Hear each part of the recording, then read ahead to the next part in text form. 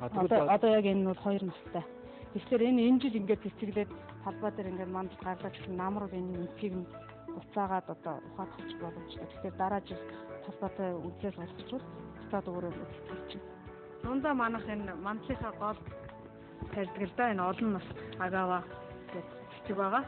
Тэгэхээр энийг бол манайх хөвчлэн дараамын театр, театрын тавтаа орчин, цирк энд бол жил болгон мандлынхаа гол тарьдаг. Тэгэхээр энэ маань олон нас болохоор бас гадаа гаргаад тариалж байгаа бол бас тодорхой хэмжээгээр энэ наашнл чинь хатах гадны нөхцөлийг бас төсөөлөхөд хэцүү л дээ.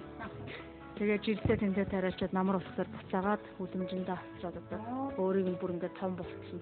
Яг жилийн дотор аваа хөөрхөн том болчихсон. Яг гоо цэцэг тарих хугацаа хэдий болоогүй ч гэсэн наан ингээд захиалгаа өгөөд, саваа өгөөд өөрсдийнхөө хүсэлтээр одоо бид нэг ингээд баарнд мандлаа тармаар ингээд тэгвэл тэрний дагуу бид бэлтгэсэн байгаа л да. Энэ бол бүр амралтай талбайг нь бэлдээ дахиад үргэлжлэгээ очоод тарнихгүй одоо энийг ингээд эрт хүлэмжнийх нь өөрийнх нь орчинд тарьж ургуулчаад тодорхой хэмжээгээр гадаад авах 6 сар гараад ирэхээр байгууллагууд өөрсдөө ирж авчихсан. Бас бид нар нэг нэвтрүүлгээр дамжуулаад өвчч та бүхэнд бас бид нар хэлдэг шүү дээ.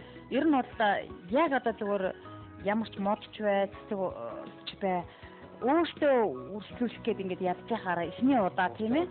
Тэгээ хугацааг нь ч мэдэхгүй ингээд одоо ингээд цацдаг тэр чинь урахгүй нэг хугацаа нь аль 1-2 сар үргэлжлүүлэх тийм цэцгнүүд байдаг шүү дээ. Тийм болохоор зэрэг одоо бэлэн байгаа ийм үргэлжлэгнүүдийг аваад ингээд мандлаа байгуулад ингээд явсан арай илүү байхаа гэдэг одоо бид нар бас зөвлөдөг шүү дээ та бүхэнд. Тэгээд дараагаараа туршлагажаад бас тэгээд хийвэл арай зүгээр байхаа л гэж бодож байна л та тийм ээ. Мэдээж бид нэр үргэлжлэгээ ихтэй цэцгэлтийн хугацааг бол тооцсон байгаа шүү дээ. Яг Улсын баярнаад маань одоо 6-7-8 сар бол эд манайхны амралтын тэр үед л одоо сайхан цэцгэлтэй байхаар тооцож үргэлжлэгээгээ бэлдэж эхэлж байгаа. За энд бол Ловела гэж цэцэг байна. Тий, энэ маань ийм жижиг хөөрхөн.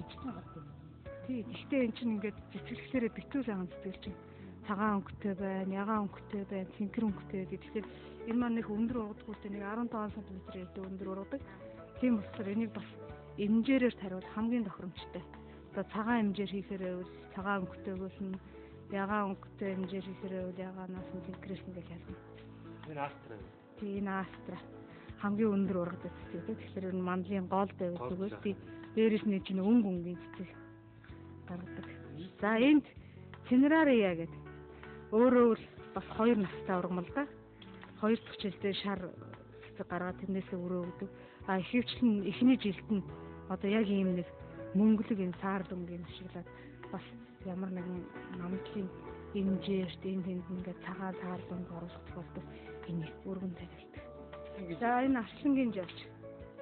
Нэрэл одоо яг ингээд сарсан байхад одоо энэ ингээд амаа ангаагаад яг амтны ам шиг харагддаг л да. Энэ бас харцангуй өндөр ургана. Бас нэг 40 сая ургадаг болохоор мандлын голд тариалахад их зүгээр. Дээрээс нь энэ чинь олон төрлийн өнгө байдаг болохоор ер нь солимог өнгөтэй мандлын голд тарихад их тохиромжтой. Тэр битүүнийг бас л цэцгийн хэмжээ чихэлэн том диаметрээр зөвлөж том өөрөө цэцгэлтийн хэмжээ ч ихийг махроо үзүүлдэг болохоор бас талбайн голд тариалж болно. Мөн одоо янз бүрийн хээ гаргах, модны сүүдэр дагуулж барих. Одоо манайхан ч нөгөө нэг мод тарьчаад моднуудынхаа хооронд бас янз бүрийн хээ гаргаад наагуул агуулдаг. Зөвхөн мандал бэлтгэх биш. Одоо зүлхтэй талбай дээр ашиглаж тарьдаг шүү дээ, тийм. Тэгэхээр тийм тохиолдолд бас их тохиромжтой энэ битүүнийг тариалах. Мандал тарих хөрсөр хэрэгтэй. Тэр хөрс манууд ер нь хөнгөн бор хөрмөн юм хөрсөр хамгийн боломжтой хэмжээ. Дээрээс нь энэ мандал тарих хөрсөө ихлээд ингээд бүр сайхан суулгаа. Тэгээд мандал тарихаас өмнө уучлаад тэгээ усан сайхан шингээд одоо ингээд бүр нэг нэстсэн шиг нэг сайхан хөштэй болно шүү дээ, тийм. Бүр гурайч ийм нөхцөлтэй үйлдэл хариу хамгийн боломжтой доо. Энэ үйлдэл нөхцөл ямар ч гэмт байхгүй.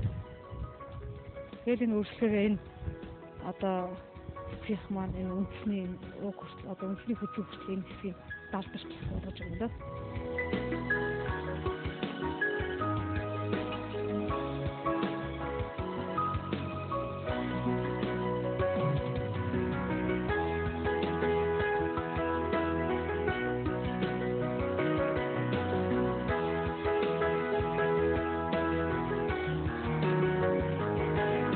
одоо усаа хийгээд манд тарих ажил мандуулсан да. Тэгээд мандаа тариад авснаас хойш өглөө орой байнга одоо нарны хэд халуун үед болсон. Өглөө орой сэрүүнд нь усалж явах хэрэгтэй. За баярлалаа. Ингээд бид бүхэнд одоо ямар цэцэг байна, ямар цэцгийг яаж бас мандалтаа байгуулах уу те? Ер нь мандал байгуулахад юу ордыг яаж тарьдгийг гэдэг одоо зөвлөгөө өгсөн танд бас баярлалаа.